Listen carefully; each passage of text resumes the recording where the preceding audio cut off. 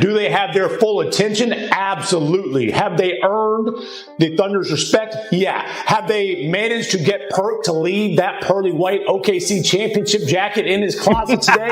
Yes. And this Spurs group is going to grow up together and be a thorn in the Thunder's side for a long time to come. The Spurs just crushed the top champions twice in 10 days. Their second win was a huge 20-point blowout. It was OKC's worst loss this year, and it was not even close. To be fair, their last 3 losses were by only 9 points. San Antonio scored 130 and made it look very easy. On the shot clock at 6, stepping back for 3. Oh, wow. But here is what should really scare every single team in the Western Conference. Victor Wembanyama came off the bench, played 23 minutes, and scored 12 points. That is not a big Wemby game, and the Spurs still won by 20 points against the best team in basketball. They beat the #1 defense in the league while making only 8 mistakes. This is not about Wemby having a quiet night. This is much bigger than that. The San Antonio Spurs just made one thing very clear. They might have the deepest, most balanced, and most dangerous roster in the NBA, and this team is not a year away anymore. They are right here, right now. Over the last couple of seasons, one thing has become very clear in the NBA. If you want to be a real winner, you need serious team depth. Star power alone does not cut it anymore, and OKC has been the gold standard in this area. That is a big reason why they are the champs with the best record in the league right now. But the Spurs might be coming to take that crown. San Antonio has 9 players who scored 10 or more points on any night. That is an entire rotation of guys who can hurt you every single game. Against OKC, that depth was impossible to ignore. Keldon Johnson came off the bench and dropped 25 points. This man is quietly having a best bench player year, and nobody is really talking about it. He has gone from an energy guy to a real scoring threat, and defenses are not ready for it. Stephon Castle put up 24 points on 4 of 6 from 3. The last rookie of the year is making a big jump in year 2. His shooting, the one question coming into the season, is starting to look great, and that is a problem for everyone else.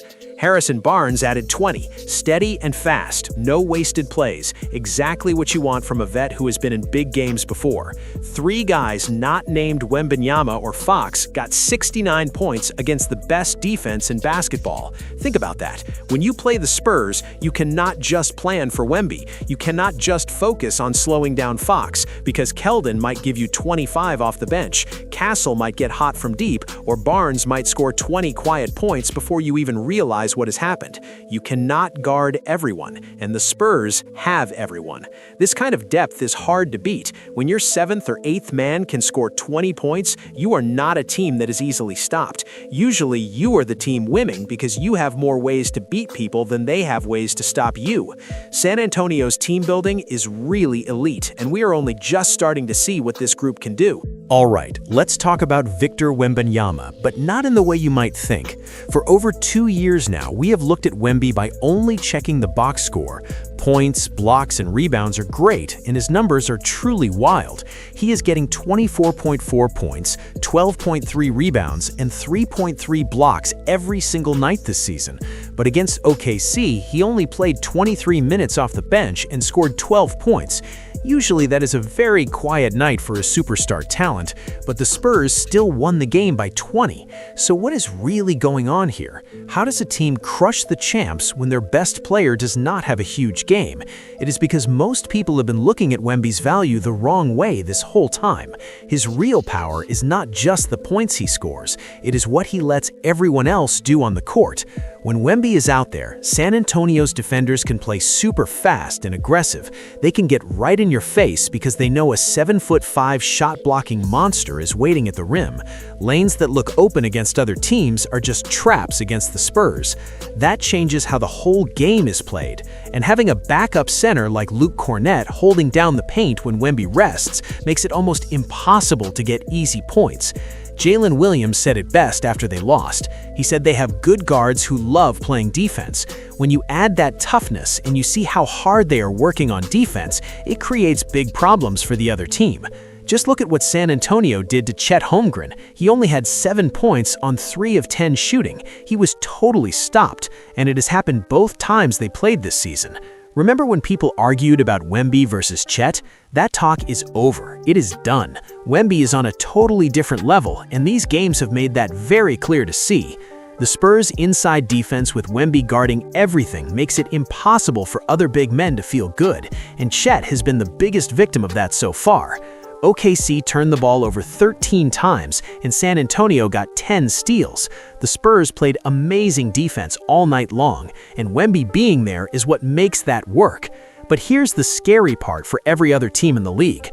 Wemby does not need to score 35 points for this team to beat the best teams. Just him being on the floor changes the game for San Antonio. And on the nights when he does score a lot, well, good luck stopping that. There's a story people tell about young teams everywhere. They say they're fun to watch, but they cannot win when the game is big. People say they turn the ball over too much and get scared in big moments. They say they are always 1 year away from being good. But the Spurs are tearing that story apart right now. Against the best defense in the NBA, a Thunder team that loves to cause chaos, San Antonio only had 8 turnovers. That is how smart veterans play, and that is the balance this team has found. On one side, you have the talent. Wemby is in year 3 and looks like a future MVP. Castle is in year 2 and looks like an all-star. Dylan Harper is just a rookie, but he already had 5 steals and 10 assists. The potential on this team is higher than the roof. But you also have Harrison Barnes, who has been to the finals and knows exactly what winning basketball looks like. De'Aaron Fox is getting 22 points and 6 assists, bringing that veteran steadiness and clutch decision-making down the stretch. The young guys are not developing bad habits. They are learning from players who have performed at the highest level. You see it in how they carry themselves and how they execute in pressure moments. That fourth quarter against OKC tells you everything. The Spurs outscored the Thunder 43-28 to blow a competitive game wide open. That is not a team that gets nervous when the stakes go up. That is a team that knows how to put opponents away. 7 straight wins, 2 against the defending champs. The best team in the West could not handle San Antonio. But let us pull back and look at the bigger picture. The Oklahoma City Thunder have the best record in the NBA, defending champions. They rattled off a 16-game win streak earlier this season. Every metric says they are the team to beat, but the Spurs just beat them twice in 10 days. The first win snapped the 16-game win streak, a 111-109 nail-biter in the NBA Cup semifinals. The second was a straight-up statement game, 130-110, OKC's most lopsided loss of the entire season. Even SGA sees what is coming. When asked if the Spurs could become a rival, he said, possibly.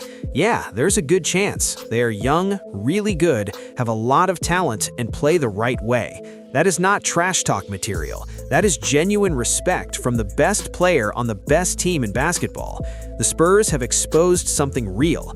They have proven OKC can be beaten, and not just in a close game, but dominated by a team that plays elite defense, moves the ball, and has the depth to handle whatever comes. San Antonio dished 34 assists to OKC's 23, shot 44% from 3 compared to OKC's 40, got to the line 24 times versus OKC just 7. Across the board, they were the better team. Full stop. Christmas Day rematch coming up in Oklahoma City. If the Spurs take that one, 3 wins against the defending champs in under 2 weeks. At that point, we might be talking about a genuine power shift in the Western Conference. The San Antonio Spurs have made their message loud and clear this season.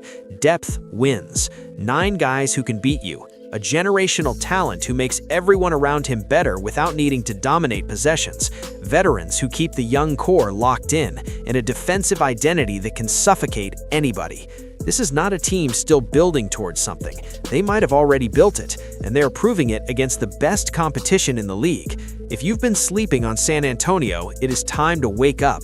This team is coming for everyone, and they've got the roster to back it up. So, what do you think? Are the Spurs legit? Can they go to OKC on Christmas Day and make it 3 in a row? Let me know in the comments. And if you enjoyed this one, drop a like and subscribe. And if you made it this far into the video, comment below. And if you want more, check out one of these videos on your screen now.